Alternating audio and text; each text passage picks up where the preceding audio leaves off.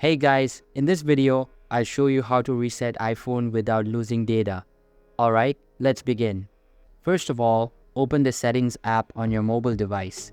A bunch of features will be displayed on your screen. Simply scroll down a little bit and access the General tab from the list. Inside it, you will find a variety of different settings available.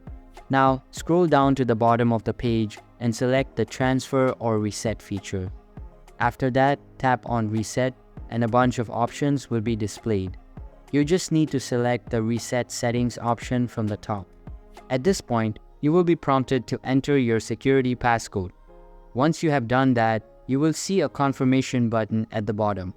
As you can see, it is written that no data will be deleted through this process and only the selected parameters will be reset. So that's basically how you can reset iPhone without losing data. And that's it for this video.